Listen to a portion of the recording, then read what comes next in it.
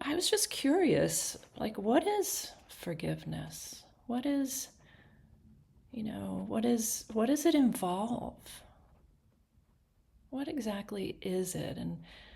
Um, and when is it needed? When is forgiveness needed? And how, these are questions for you. Like, how do you know when forgiveness is needed? Because it's not needed all the time, but sometimes it is. Um,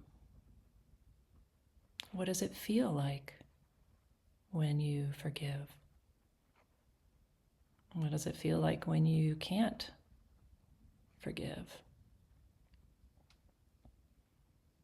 Is it something that happens like once? Is it a one and done? Or is it something you need to keep circling back to sometimes? Is it kind of black and white? Is it all the same? Or is there kind of a range of forgiveness? And especially, why can it be so hard?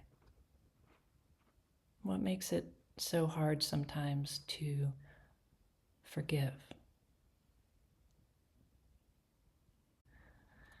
Another thing is why do we find that it's important? Like, I think, you sit here and you say, gosh, that's a really important one. And so, just asking yourself, why would it be important to forgive? And I want to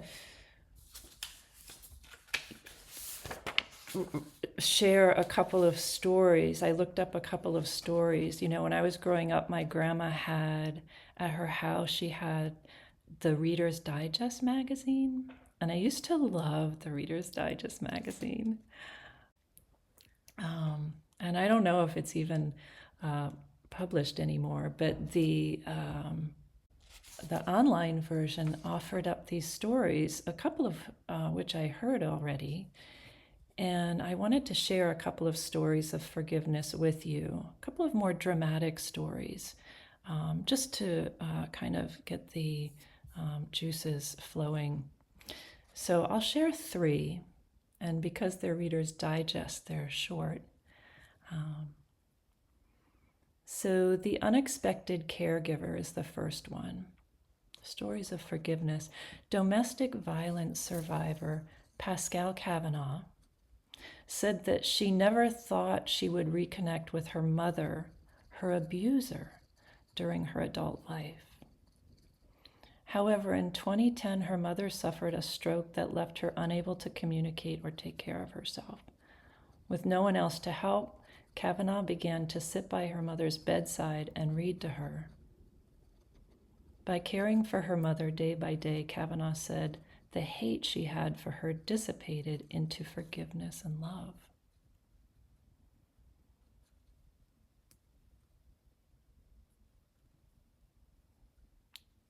The next one is the unwavering mother. Teenager Jordan Howe took his stepfather's gun to school and accidentally shot Adi Guzman's daughter while showing it to his friends. Astonishing the judge and the community, the victim's mother not only forgave the boy, but asked for him to get a lighter sentence, telling people that she believes her daughter would have wanted it that way. The youth served 1 year in a juvenile detention center, but visited local schools with Guzman, warning kids of the dangers of guns.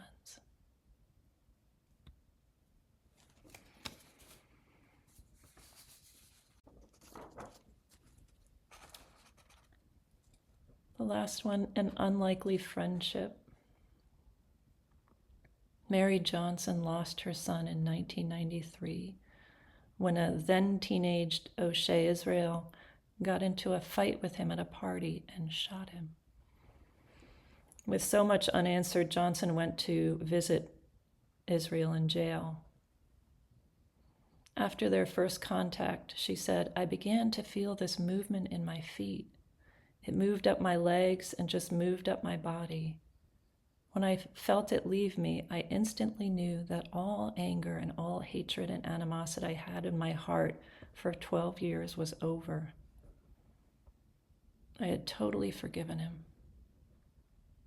After his release, the two lived as neighbors and traveled the country, sharing their message of forgiveness and reconciliation. Israel said of this woman, "I admire you for your being brave enough to offer forgiveness and for being brave enough to take that step. It motivates me to make sure that I stay on the right path."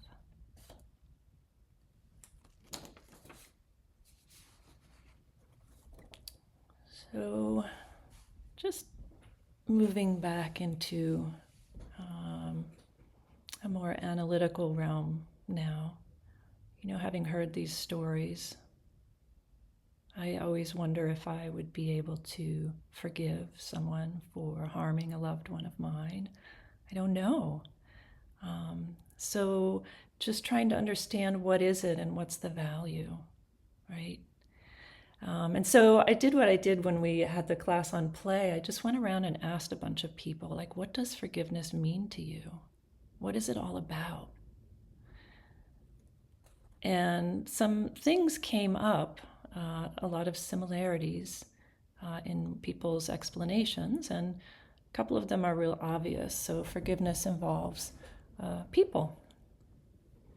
It involves one person. It can involve a group of people. It can be you. That person can be you. Could be a loved one or a hated one. It could even be people you know of, but you don't know personally.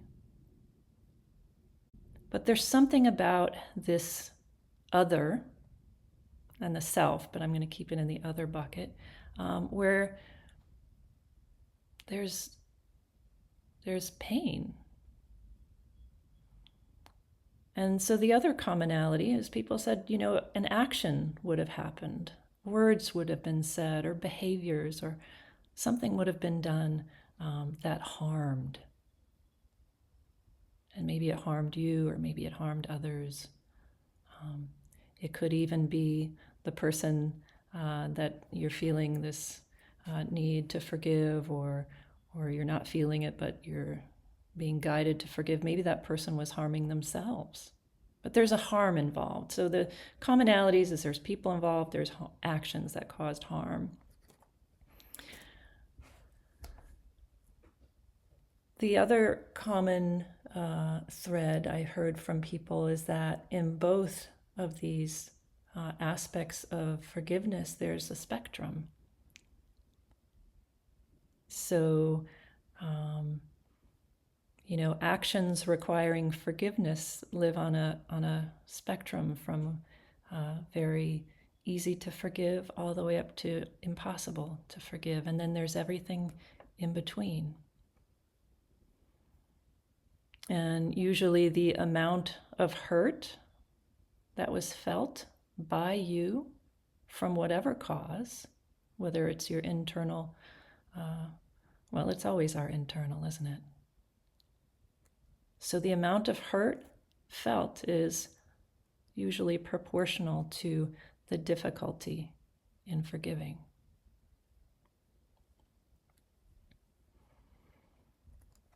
Similarly, people mostly agreed that the people requiring forgiveness also fall on a spectrum.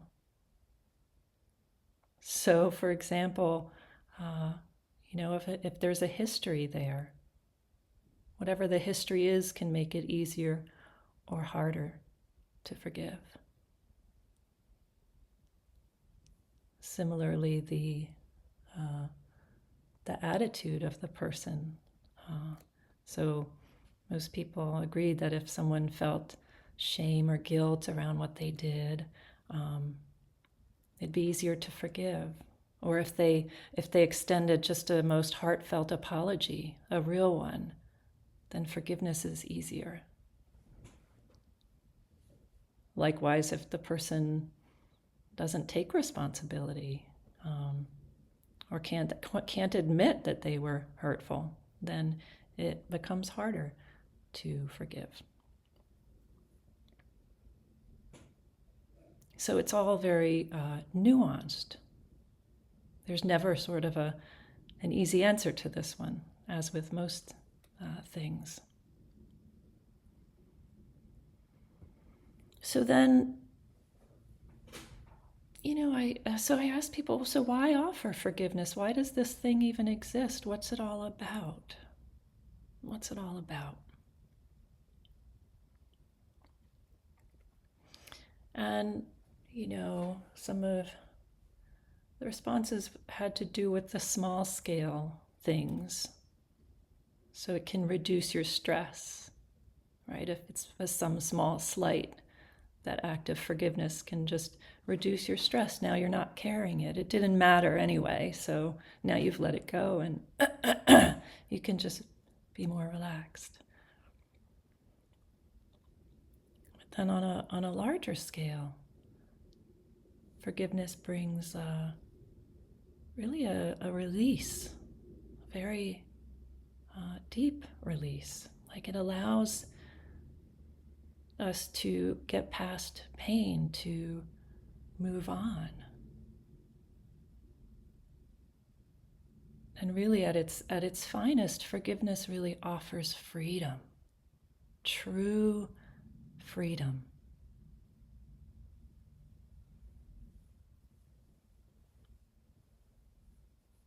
In my thought process, my own self, I think of forgiveness really as an act of self-care.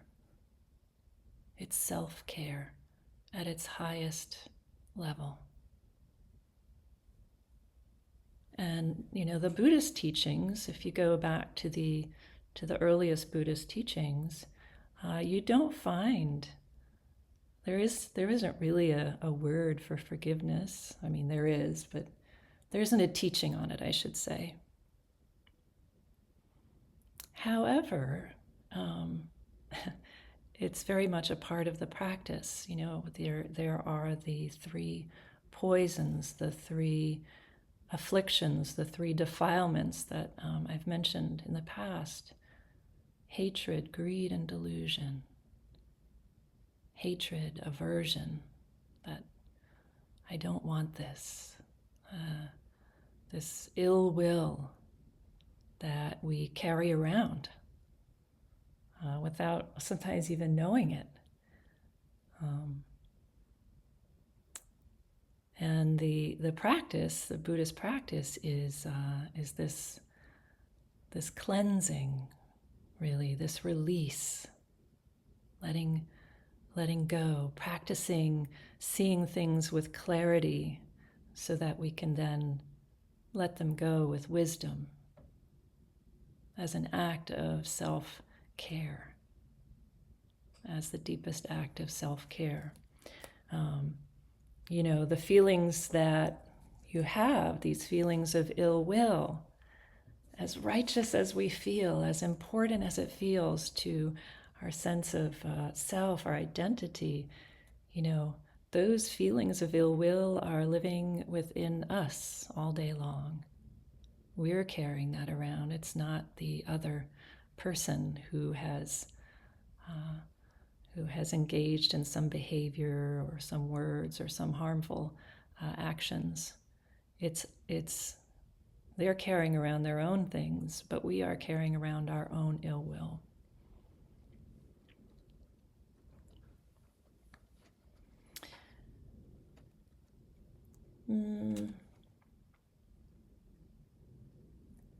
How forgiveness happens.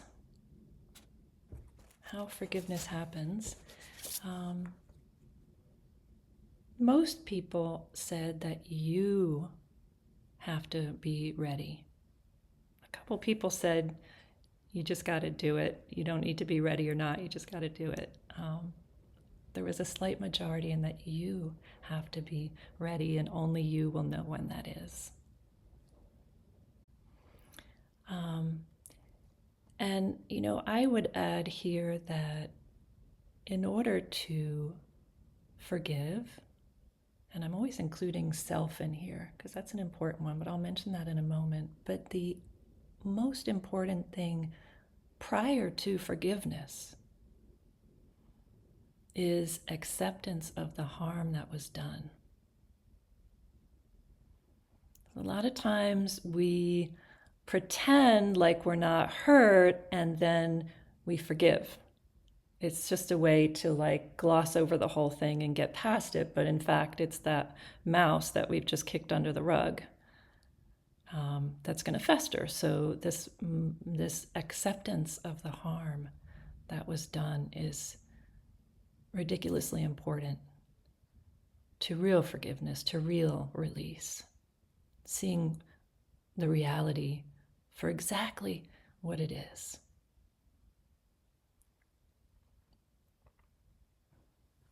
And, you don't need to agree with it.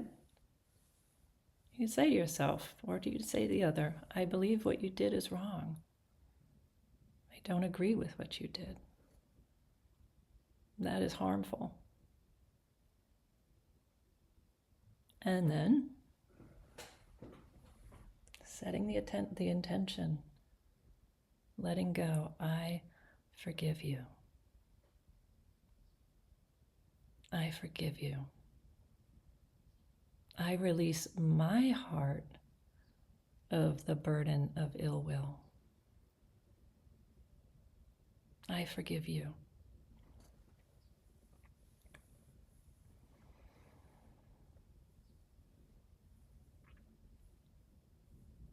This idea of self-forgiveness, I've mentioned it a few times.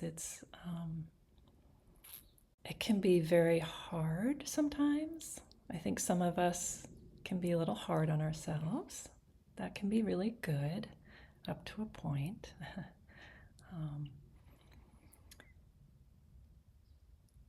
But if you have that, if you can practice with yourself, you will. If you're able to forgive yourself, then forgiving others becomes easier and easier. So it's actually a beautiful practice ground. And in order to forgive yourself, it's kind of fun. It's, you have to have this access within yourself of what I call the two U's. Like, I don't know if I've mentioned this before, but how we say, oh, I'm so mad at myself, or, oh, I'm so proud of myself. I always say it's like there's two yous inside. There's the one of you who's looking at it all. Like it's almost like the higher you who's looking at I don't want to put it like that, but it feels a little bit like that. It's like the more distant you is watching the other you who's actually doing all of these things. So you have to be able to have access to the two yous inside of you. And the reason I find that so exciting is because it's our higher power. It's our inner presence. It's a form of God, or it's our conscience, or consciousness, something. But it's that part of you that's able to observe everything with great mindfulness. It's such a very, very beautiful and important part of us. And when we have access to that part of ourselves, we can lean into this forgiveness. And we can think of something that we did that we're not proud of, and we can accept that it was harmful, and we can say, I forgive you. And I'll just say that the more you practice, the easier this comes. And we're going to practice together now with this forgiveness meditation, a classic. But I think I'll just finish with this cool thing that the Buddha said that I'll never forget. He said, hating on someone else is like drinking poison and thinking the other person will die.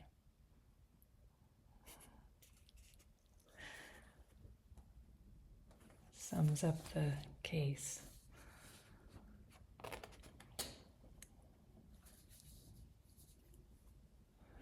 So let's go ahead and practice now.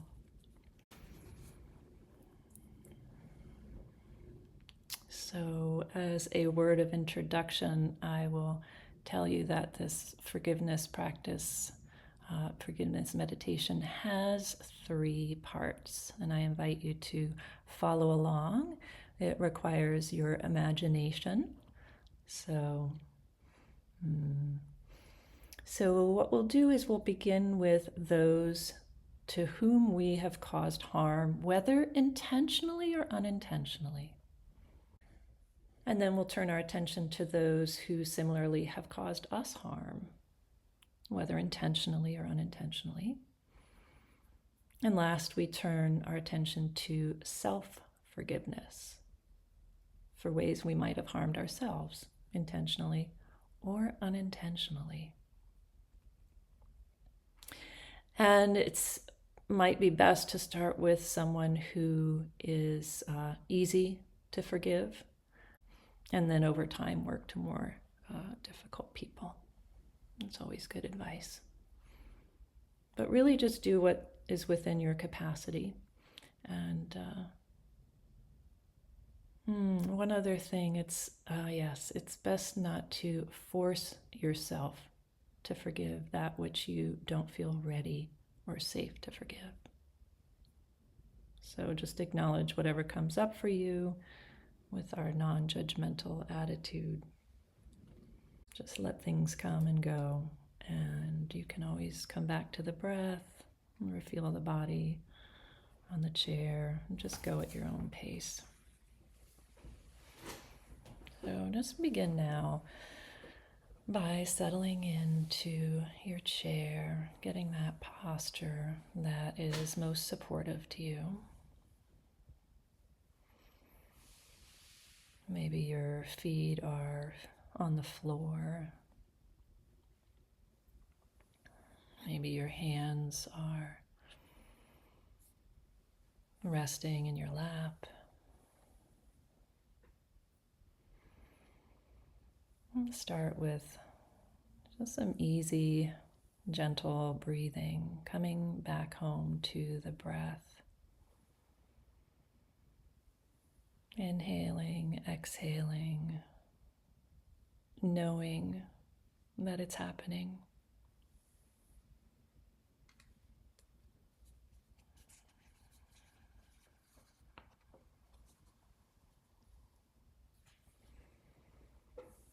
Maybe as you inhale the next time, take a little bit deeper breath gently.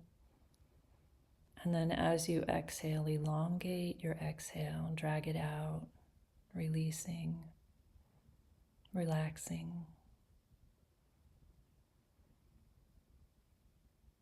Really extending yourself now, this idea of care, by coming home.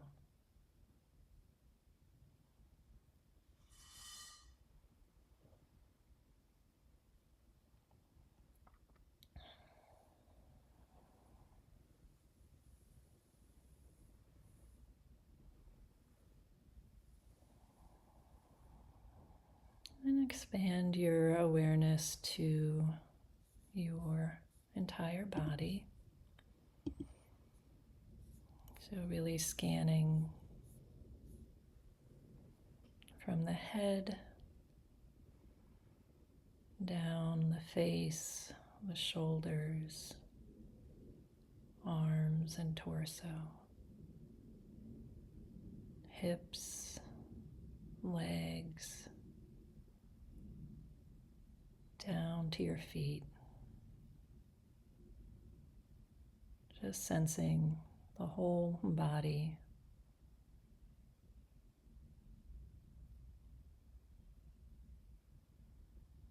Sensing the external body. And then the internal body.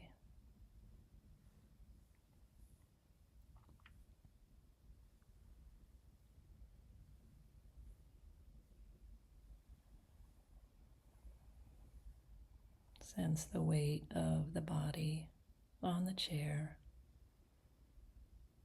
Gravity pulling.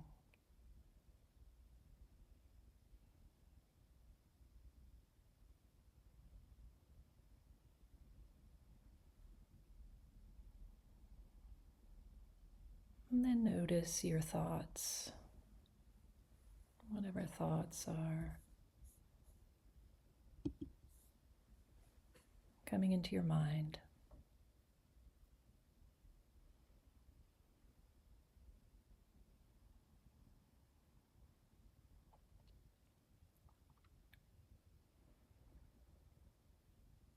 Thoughts really are objects at the end of the day. So, always seeing if you can release the object and come back to some felt sense of your breath or your body or sounds. Coming home to the present moment.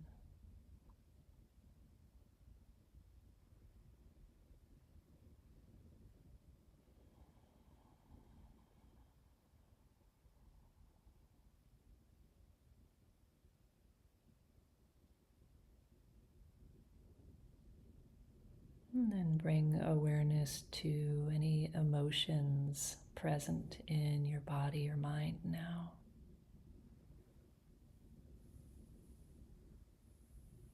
Examples are peacefulness, restlessness, sadness, joy, fear, frustration.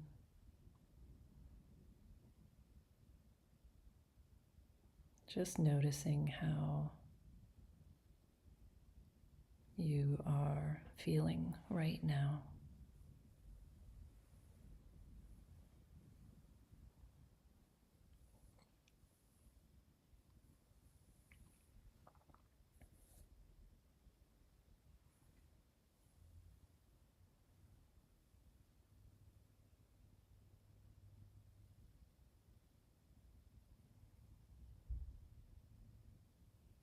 And then return to the body breathing, just noticing where you feel your breath.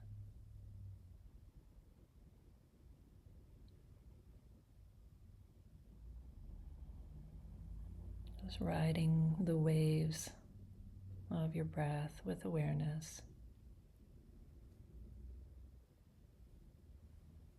Relaxing, releasing.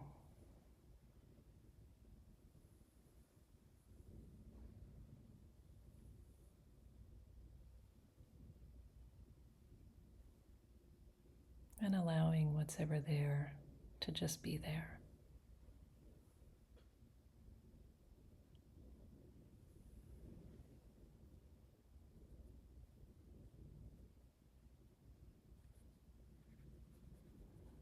And now bringing to mind someone you have harmed, either intentionally or unintentionally. Someone where it feels unresolved or burdensome for you.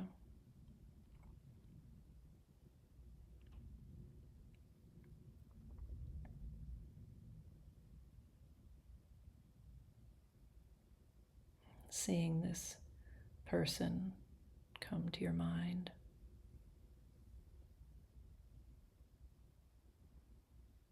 And taking a few moments to visualize them, maybe noticing some details of their appearance.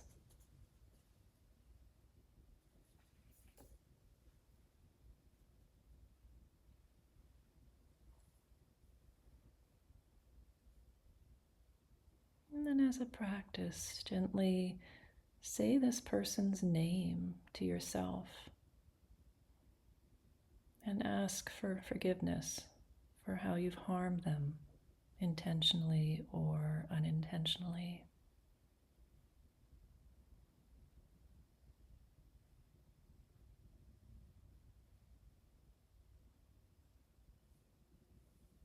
You can say the person's name and say, "Forgive me. Forgive me for any actions I did, whether intentional or unintentional, that caused you harm."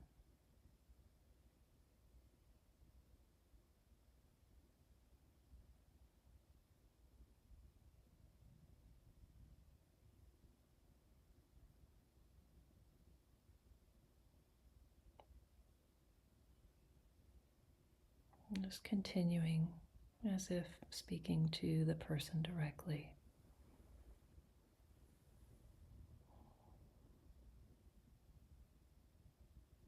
And trusting yourself.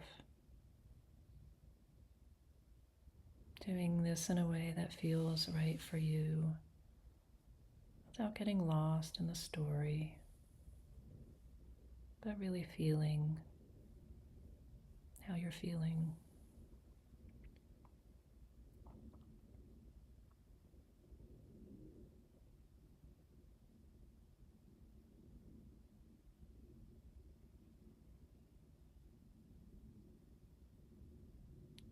Forgive me.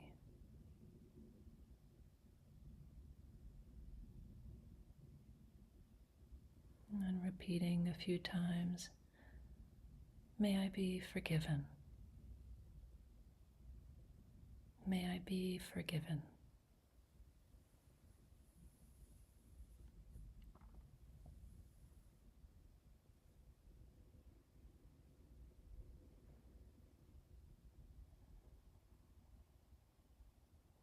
Holding an intention for inner healing. Asking for and receiving forgiveness.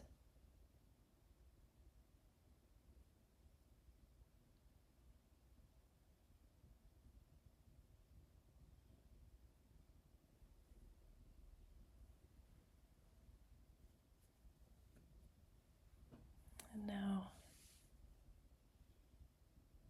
moving on, taking a few moments to transition and let go of these images and thoughts and just notice how you're feeling now.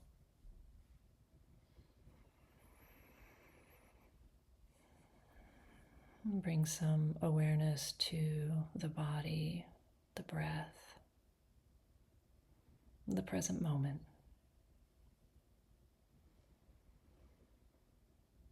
Inhaling and exhaling.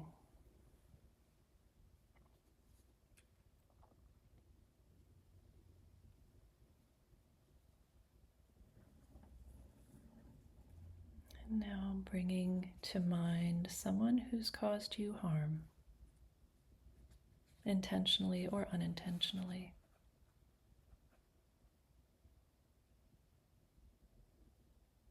So again, noticing the details of the person's appearance and the feelings that arise for you as you bring the person to mind.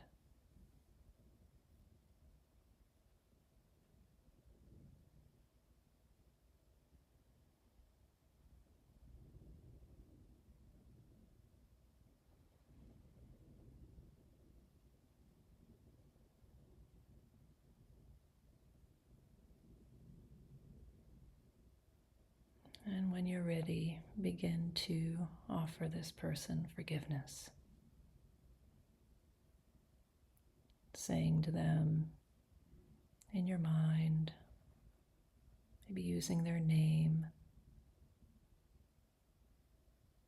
I forgive you. I forgive you for the ways you've harmed me, intentionally or unintentionally. I forgive you.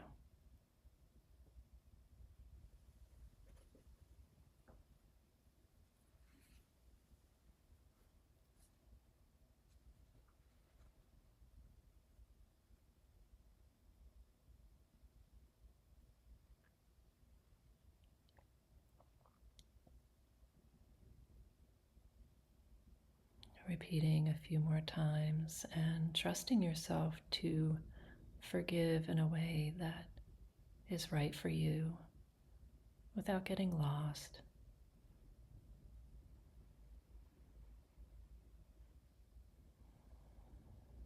I forgive you.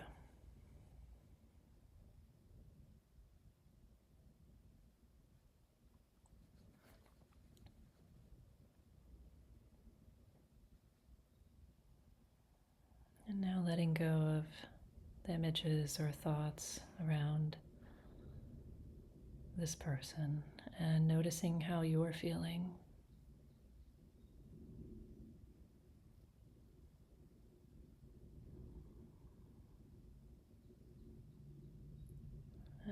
bringing awareness back to the breath and the body.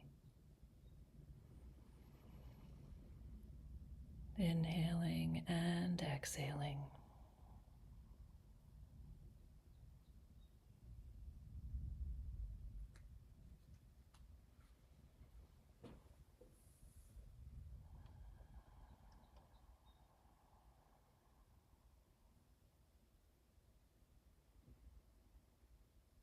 And now envisioning yourself, visualizing yourself and noticing the details of your own appearance.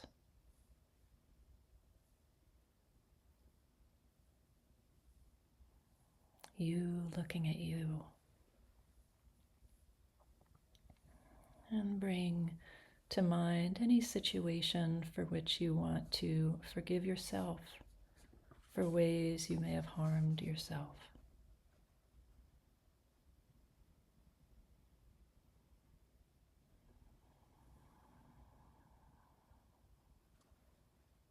And when you're ready, you can use your own name and say, I forgive you. I forgive you.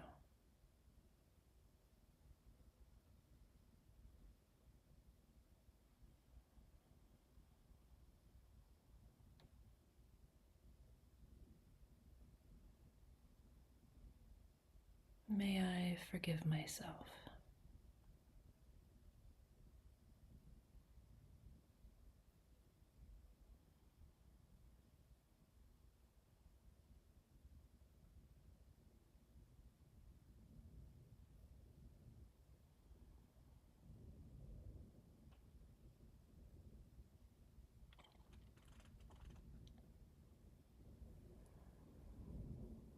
And when you're ready, letting go of those images or thoughts and noticing how you're feeling.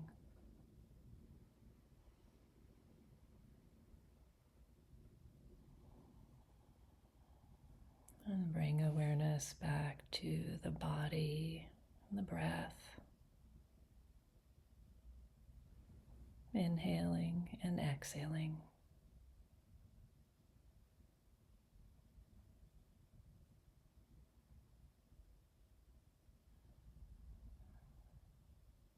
Now taking a moment to offer gratitude to yourself for taking the time to make a movement of forgiveness, a motion of forgiveness, for taking care of your heart. Sometimes it can feel heavy, and yet it's an unburdening of the heart, really. So, remembering now this movement in the direction of happiness, freedom, peace.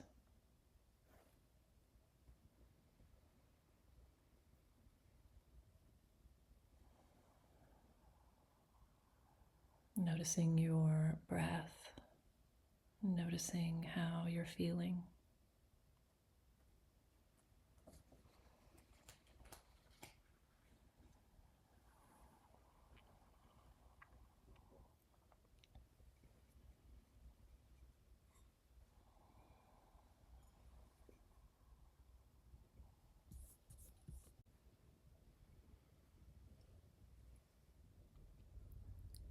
And ending with the sound of the bell.